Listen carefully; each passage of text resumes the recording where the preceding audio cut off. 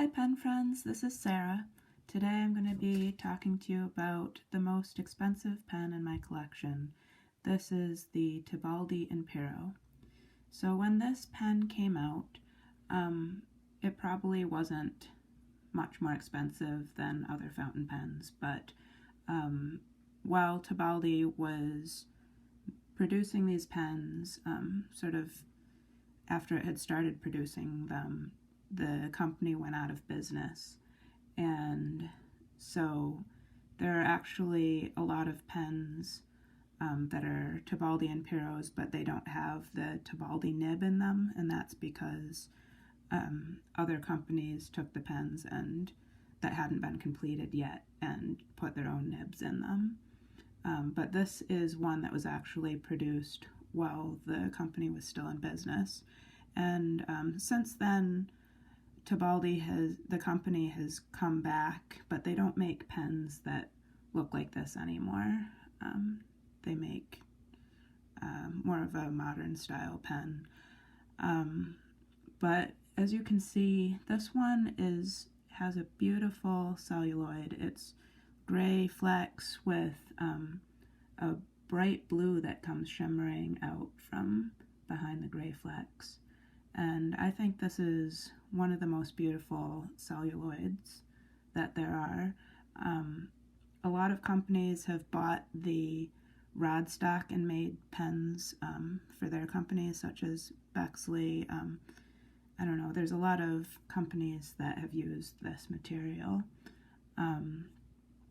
But the first time I ever saw it was on Matt Armstrong, the Pen Habits channel. He showed his, and when I saw that, I thought I need to get one of those.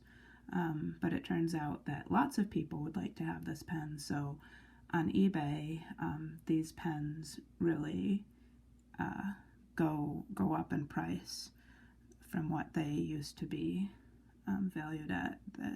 The demand is much higher than the supply. You can rarely find one of these pens. The first time that I saw one on eBay, it was actually on my birthday, and I was looking for one, and there was one on eBay. And I really didn't realize how much people were willing to pay for these pens. And like right up to the last minute, I thought I was going to win it, and then somebody else got it. So I had a lot of regret about not getting that one. And I just kept my eye on eBay for a long time, and finally I was able to get this one. So it's a beautiful pen, but it does have some drawbacks. The main one is the way that it writes. It has an 18-karat gold nib, but it is not springy at all. Let's see. It is a stiff nib.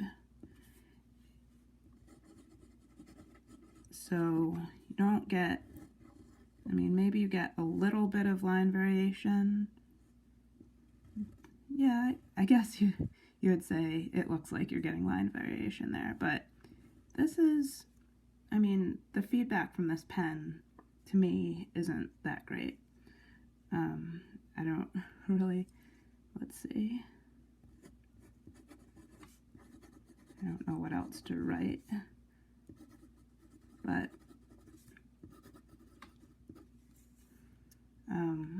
so I don't enjoy writing with this pen quite as much as my other high-end pens.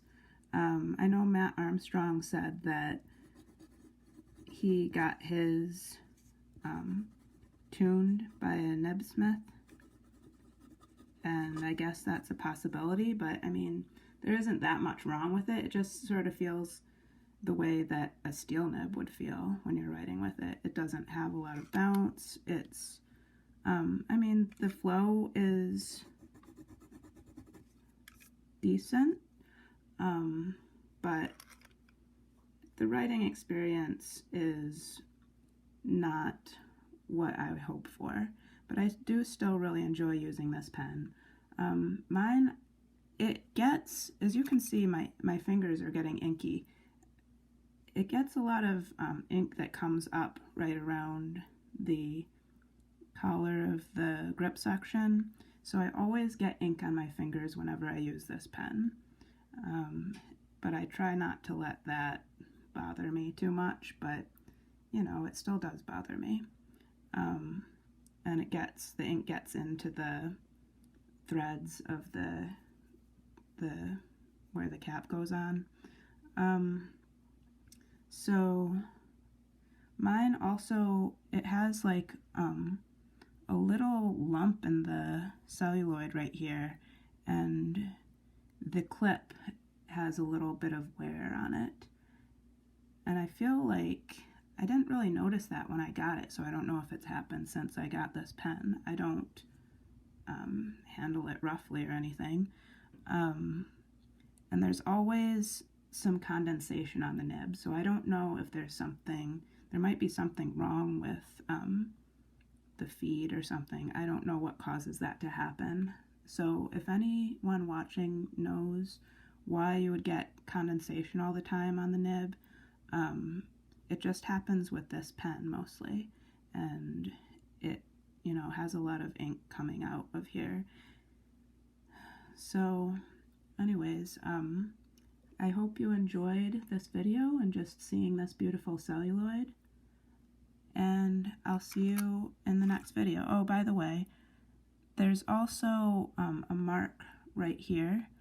Mine says E45, so I think that indicates that it was made in Europe. I think there's a different letter that would be there. There were like ones made in different places or something. Okay, I'm sorry, I don't know a lot about that, but yes, they're a numbered pen, and I'm not sure how many of them were made, but I have number 45. Alright, thanks for joining me, and I'll see you in the next video. Bye.